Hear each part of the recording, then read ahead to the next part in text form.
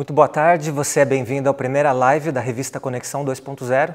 Esse é um espaço que a CPB Educacional concebeu, pensou, para que a gente pudesse antecipar para vocês quais são os temas da revista Conexão e também para oferecer algumas dicas de como você pode abordar esse tema em sala de aula. Eu sou o Wendel Lima, editor da revista, e nós vamos ter nesse programa a entrevista, a participação de alguns autores de textos que vão na Conexão, bem como algumas pessoas que também foram entrevistadas em nossas matérias. E ao longo de todo o programa, a gente vai expor algumas dicas nas várias áreas do conhecimento em que você pode aplicar a Conexão.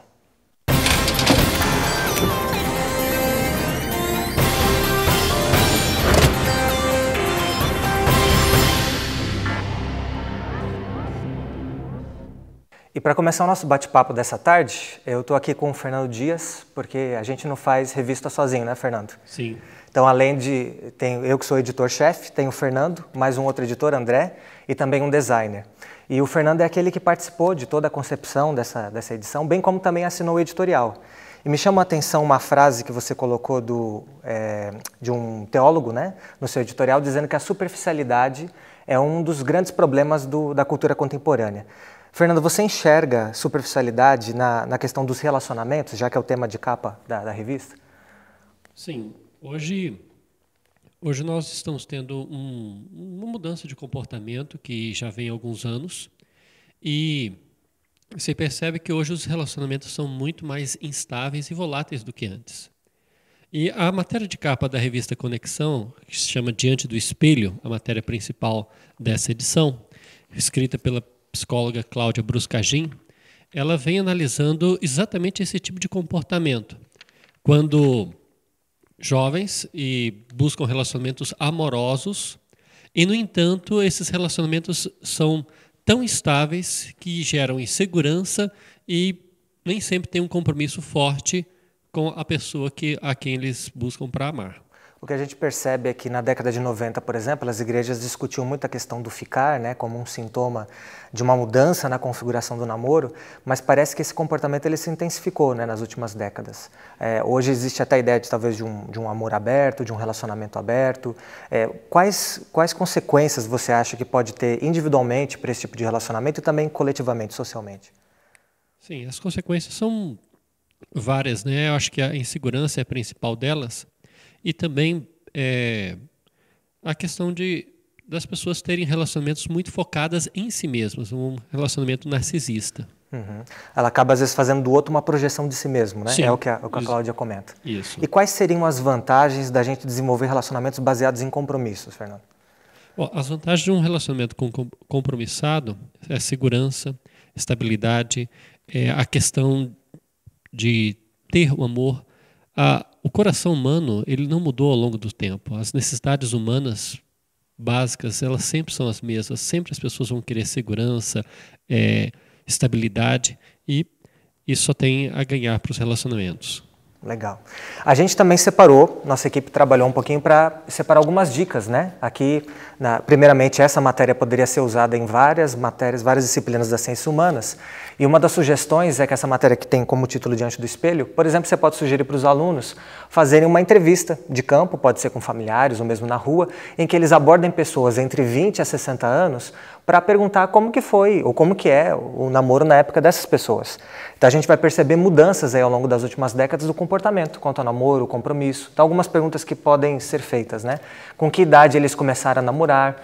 Quais eram as pretensões ao iniciar o relacionamento? E qual era a idade ideal para se casar na época em que eles começaram a namorar? Além disso, a gente tem na área de sociologia, Fernando, algumas coisas que podem ser trabalhadas, né? Sim, por exemplo, o sociólogo Zygmunt Bauman, ele fala muito sobre amor líquido num dos seus livros. E esse tipo de relacionamento pode ser analisado pela perspectiva desse sociólogo na disciplina de sociologia. Excelente. No campo da filosofia, por exemplo, a gente pode trabalhar com o mito de Narciso, né? Para a gente refletir sobre essas relações e até o título, a ideia do espelho, também brinca um pouco com essa ideia, né?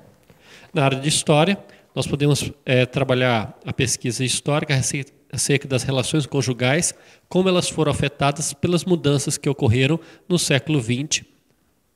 Ok. E, na geografia, a gente pode ter, a partir dos resultados da entrevista sobre namoro, aquela primeira, fazer uma análise comparativa das pirâmides etárias das últimas 5 décadas no Brasil, para verificar se as mudanças representam alguma correlação com as respostas que foram apresentadas. Saindo um pouquinho da matéria de capa, outro conteúdo que pode ser utilizado também no ensino religioso é a matéria Fãs ou Discípulos, né? Em que a gente fala sobre um rapaz que ficou famoso aí há 4, 5 anos atrás, sobre os rolezinhos que ele organizava em São Paulo, e agora voltando para a igreja, né? Ele era adventista, voltando agora para a igreja, ele assume uma nova postura em que ele procura usar a influência dele para desenvolver discípulos, fazer discípulos e não só fãs. Então trabalhar essa questão de fã e discípulo pode ser algo interessante no ensino religioso. O tempo voou, já acabou o primeiro bloco, mas a gente convida você para voltar com a gente daqui 1 minuto, 1 minuto e meio. A gente volta com novos entrevistados. Dr. Lucas Mendes, um dos entrevistados dessa edição, vai estar com a gente aqui falando um pouquinho sobre a pesquisa dele de microbiologia. Até daqui a pouco.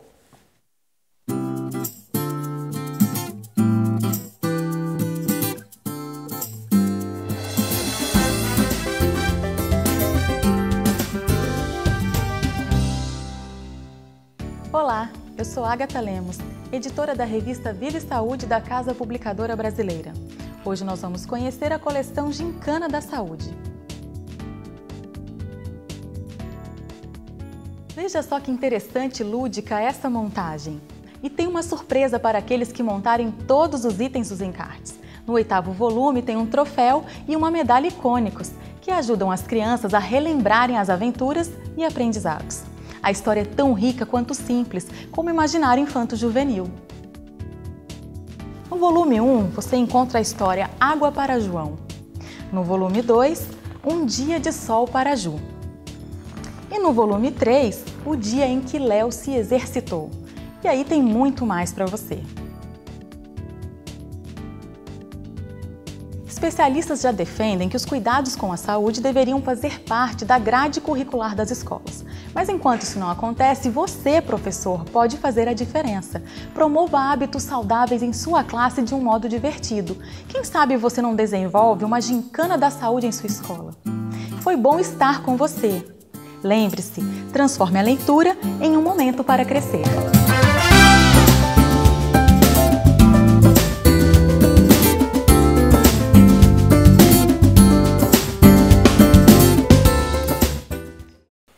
Estamos de volta com o programa, a live Conexão 2.0. Nós tivemos no último bloco o Fernando Dias falando um pouquinho sobre a matéria de capa e como utilizá-la em sala de aula, mas nesse bloco agora a gente volta com o Lucas Mendes e nós vamos apresentá-lo para vocês. Ele é um dos entrevistados da revista Conexão 2.0 desse mês e o Lucas está na sessão Ao Ponto, não é isso, Lucas? Lucas, a gente se conheceu há algum tempo, lá em Limeira, aqui interior de São Paulo. É um prazer receber você aqui, obrigado. O Lucas, ele ganhou o prêmio Vale CAPES de inovação na área de ciência, se destacando como jovem pesquisador.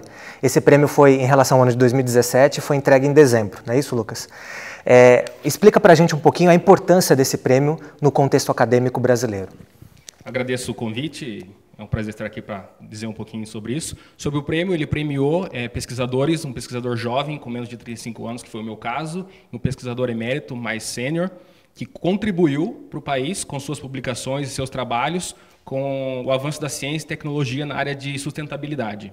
Então, receber esse prêmio nessa fase, que eu estou numa fase inicial de pesquisa, como um pesquisador tentando entrar no campo aí da ciência no Brasil e me estabelecer, foi um reconhecimento de que vale a pena fazer ciência no Brasil, se dedicar ao trabalho, fazer com responsabilidade, e foi só uma gratificação que dá um peso também para o seu currículo e para os próximos anos aí de pesquisa.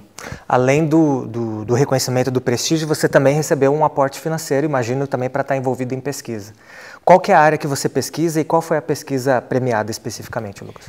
A minha área, a gente costuma dizer ecologia microbiana, que é estudar as bactérias e fungos, os micro-organismos. Eu trabalho com solo e plantas.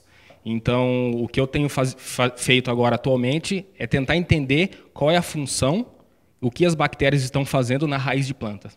Agora, por que isso seria importante? Porque o desenvolvimento da planta, a sua nutrição, saúde e proteção contra doenças é fundamental a participação desses micro-organismos. Então, se a gente entende o que eles estão fazendo lá, quais são os grupos que protegem as plantas, no futuro a gente pode usar dessa diversidade para promover saúde de planta. Então, ao invés de eu colocar insumos agrícolas, nutrientes, artificiais para uma agricultura, eu posso tentar promover a diversidade microbiana para que ela faça isso. Então, no futuro, usar uma agricultura mais sustentável, que é usar a diversidade que já existe do solo, promover essa diversidade e evitar o uso de insumos e nutrientes artificiais que poluem o ambiente. Legal. Em outras palavras, a gente poderia usar recursos da própria natureza, se a gente entender melhor os seus mecanismos, do que usar recursos artificiais que têm outras implicações. Exatamente. Então, o primeiro passo é a gente entender qual é o papel desses micro-organismos ali, o que eles estão fazendo e como a gente pode usar dessa diversidade para promover saúde e crescimento de planta. Ok. Lucas, o Brasil se destaca no agronegócio. Mesmo nesse momento de crise, foi um dos poucos segmentos que teve crescimento. Mas muito se critica a questão do agronegócio e seu impacto ambiental. Você vê possibilidade realmente de a gente avançar no sentido de conciliar crescimento econômico e também cuidado com a natureza? Com certeza. A economia do país é dependente do agronegócio e a gente sabe que para aumentar a economia e crescer e avançar, a gente está abrindo mais áreas de cultivo e pastagem. Só que com a ciência, talvez a gente consiga promover uma maior saúde, uma maior qualidade dessas culturas, aumentar a produção sem necessidade de abrir novas áreas, ou seja, diminuindo o desmatamento, que esse é o grande problema do Brasil, que é aumentar o desmatamento para garantir mais áreas. Então, com a ciência, a gente busca melhorar essa produção sem a necessidade de usar insumos artificiais e sem a necessidade de aumentar as áreas de plantio. É aumentar a produtividade através das pesquisas. Excelente. A gente vai para algumas dicas agora, como você pode usar esse conteúdo no campo da ciência da natureza, por exemplo. Como nós vimos com o Dr. Lucas, ele é um cientista que advoga o criacionismo, né? Ele fala um pouquinho sobre isso. Uma das últimas perguntas, aliás, a gente pode explorar isso um pouquinho melhor até no próximo bloco. Você fala a questão da sua formação adventista, religiosa, tua passagem também pela educação adventista, e fala sobre a sua crença em Deus e que isso não é algo irreconciliável com a ciência. Então, nessa entrevista, você pode aproveitar para desafiar os alunos a explorar a vida de outros cientistas que conciliaram fé em Deus e também ciência e apresentar um resumo da pesquisa deles a favor do criacionismo. É interessante que o cientista siga a disciplina de cada uma das ciências da natureza. Muito bem, nós temos mais coisa para falar no próximo bloco. A gente vai falar um pouquinho sobre a vida do Lucas, como que é o dia a dia de um pesquisador, como se faz ciência, quais são os desafios disso no Brasil e como que a gente pode estimular, quem sabe, uma nova geração de pesquisadores no Brasil, tá bom? Então a gente vai para o próximo bloco, rapidinho, 1 minuto, 1 minuto e meio. Você acompanha o comercial e a gente já volta aqui com a segunda parte da entrevista do Lucas Mendes.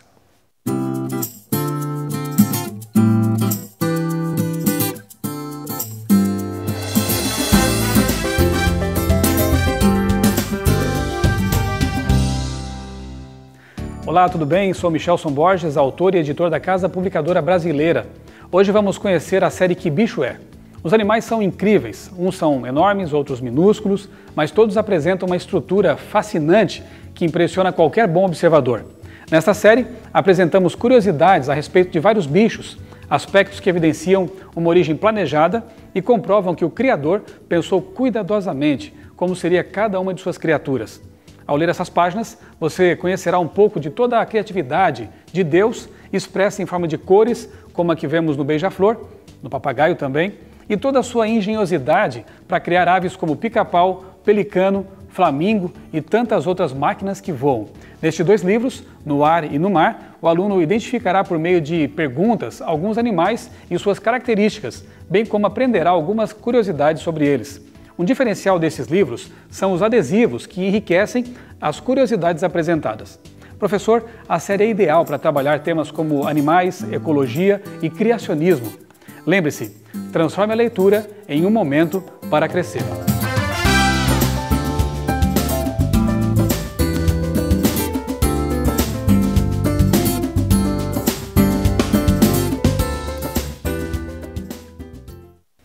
Estamos de volta com a live da Conexão 2.0.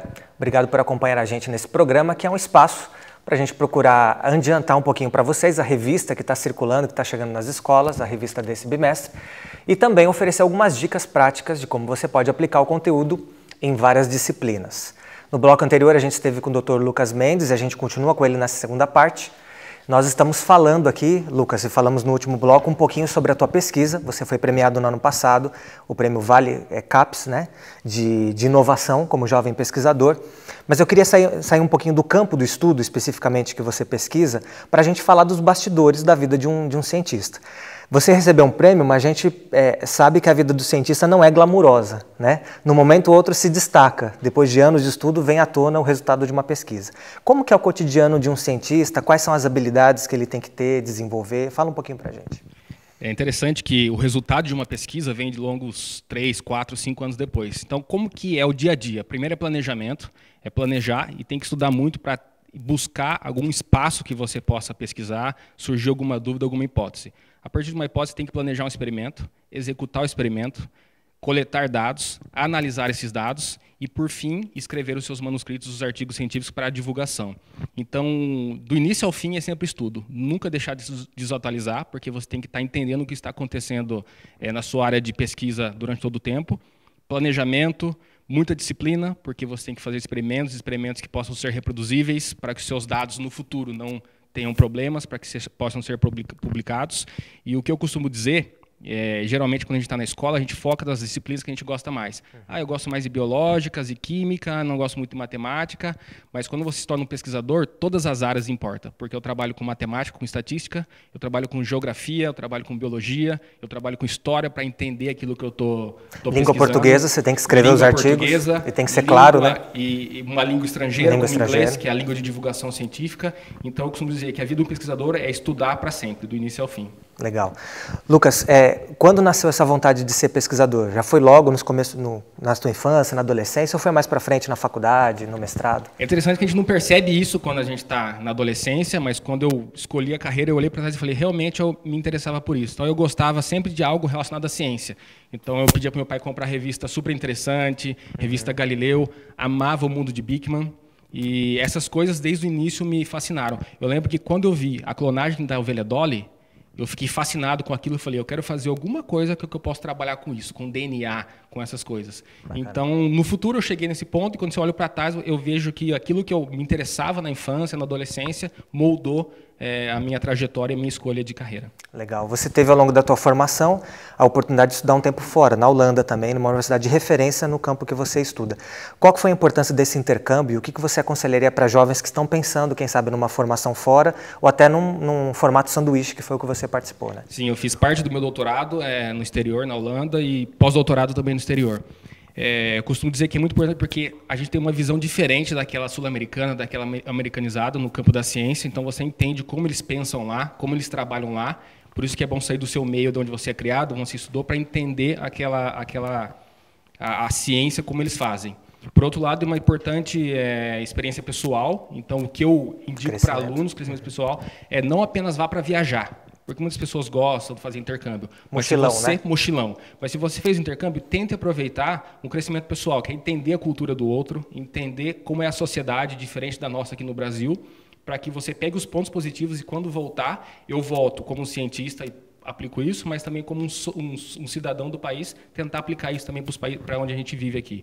Então, tentar absorver o máximo, não só aproveitar viajando, mas absorver a cultura e a história daqueles países e aplicar na sua vida. Isso serve para qualquer profissão, seja um pesquisador ou qualquer profissão. Você vai aprender, vai poder levar isso para todo lado. Legal. O tempo está acabando, a gente precisa terminar a entrevista, mas talvez o último ponto que vale a pena a gente destacar, você é ex-aluno da Rede Adventista.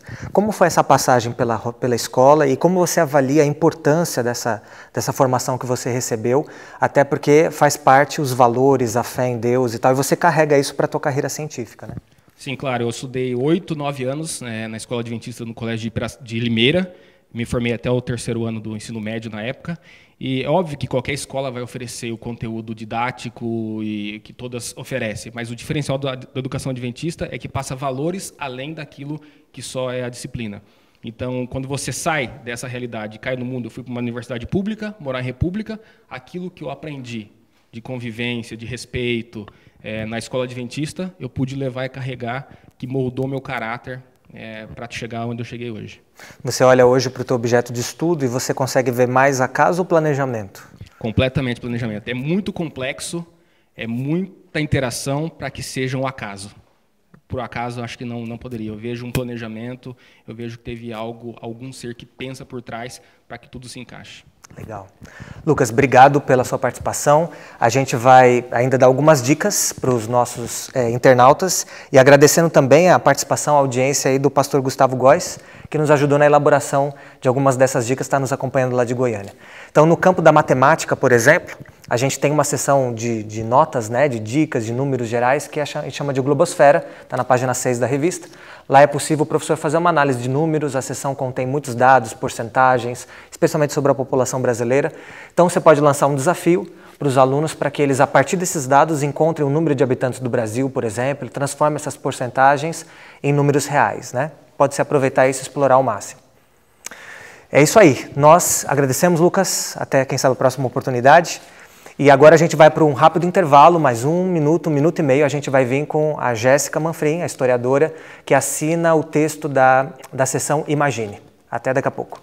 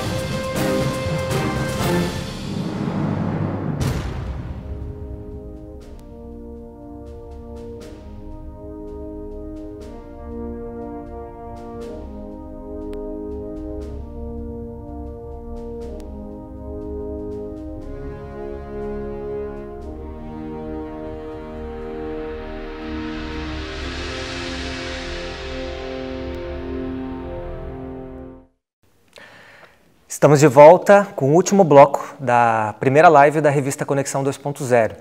Nos últimos blocos a gente falou sobre a matéria de capa, falamos também sobre a entrevista com um jovem pesquisador na área de microbiologia. E nesse último bloco nós vamos falar sobre a sessão Imagine. E para conversar com a gente agora, eu recebo aqui a Jéssica Manfrim, não é isso? Historiadora, e que tem assinado aí nas últimas edições, né, Jéssica? A gente brinca aqui na redação que é quase a sessão é sua, né? Sim. A sessão Imagine.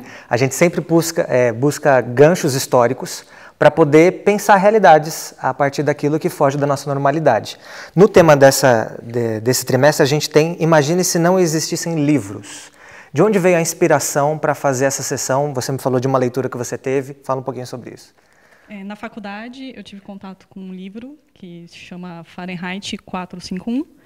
Ele foi publicado em 1953 e ele é uma distopia. O que é uma distopia é uma sociedade imaginária no futuro, com características muito opressoras e que os cidadãos são controlados. E nesse caso, desse livro conta a história de um bombeiro, e os bombeiros naquela sociedade eles não apagam incêndios, eles destroem livros. E aí veio a inspiração para fazer a matéria, né? Como seria a nossa sociedade sem livros? Como que isso se daria? partir daí que e surgiu. Aí, um dos pontos que você menciona na matéria que eu acho muito interessante é que quando a gente olha para a história das civilizações, a preservação dos livros, dos registros, das bibliotecas tem que ver com a preservação da memória e da cultura daquela civilização. Sim. Então, quando um dominador vem, a tendência, uma das coisas que ele faz é destruir esses registros, né? Qual que é a importância desses registros para a memória de um povo? Para o dominador ter facilidade de controlar um povo, né, que ele conquistou em guerra e tudo mais, ele tem que destruir a identidade daquele povo, porque aí fica mais fácil. Então, o que ele faz? Ele destrói a biblioteca, onde você registra todo o conhecimento, a cultura está ali preservada, e ele destrói também o templo. Uhum. Então, são dois pontos muito, muito interessantes, né? Uhum. A cultura e a questão da religião. Então, é aí que por isso que a preservação das bibliotecas é tão importante para a memória e para um povo. Você mencionou também a questão de que a Biblioteca de Alexandria foi perdida, né? Sim. E a do Congresso americano quase que foi perdida, nos anos 1800. Sim. Talvez a vantagem, vamos dizer assim, é que tinha uns poucos exemplares, hoje é a maior biblioteca do mundo, sim, mas senão a perda seria milhões. Muito considerável. Sim, é interessante que no incêndio da Biblioteca de Alexandria, muitos materiais se perderam. E é engraçado, por exemplo, que a gente só conhece Aristóteles, que o método científico, né, vem aí da experimentação, que foi Aristóteles que deu esse start aí. A gente só conhece porque os árabes copiaram esse material na língua deles, e depois, no século XII, ele foi descoberto, esses livros, traduzidos para outras línguas, e aí que a gente tomou conhecimento, bem tardiamente, do que ele escreveu. Então, você vê como que conhecimentos podem ser perdidos tão facilmente sem um registro. Na matéria também, talvez para a gente terminar, você faz um paralelo com a cultura africana, algumas culturas africanas muito baseadas na oralidade, e como que funciona então a transmissão de informação numa cultura que é basicamente oral e não escrita? O interessante é que quando você pega a questão de uma tradição oral, a gente tem a questão da memória.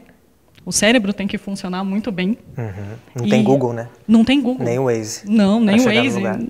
Não tem como. Então, a memória tem que funcionar muito bem. E outra questão é que a gente tem aqui uma certa dificuldade no nosso país, né? A palavra tem que valer. Ou seja, a mentira não pode existir numa sociedade oral. Uhum. Então, é interessante que os mestres Doma da África, a característica principal é que eles não podem mentir. E quando essas pessoas dessa sociedade, elas precisam de uma informação, elas vão para o mestre Doma e aí perguntam para ele, porque elas sabem que vai ter a credibilidade de que a informação que ele vai passar é uma informação confiável. Então, em tempos de delação premiada, né, e o mestre Doma, se ele mentir, ele tem que entregar o cargo e a função dele automaticamente. Imagina o que aconteceria se em outras fosse palavras, isso a hoje. gente precisa de uma sociedade burocrática e no papel e assinado e reconhecido em cartório, porque se a nossa palavra valesse, talvez o caminho fosse outro. Porque a nossa palavra não vale, a gente precisa do registro, do carimbo, da assinatura. E nem isso garante. E nem isso garante, é verdade. Jéssica, obrigado. A gente tem algumas dicas aqui finais para poder compartilhar com os nossos internautas. Por exemplo, na área de linguagens, códigos e tecnologias, a gente pode usar a matéria Somos Todos Iguais, está pertinho da seção, imagine que você fez o texto, na página 16, em que você pode fazer a análise do ambiente, em que os alunos estão inseridos, ou mesmo da cidade, do bairro.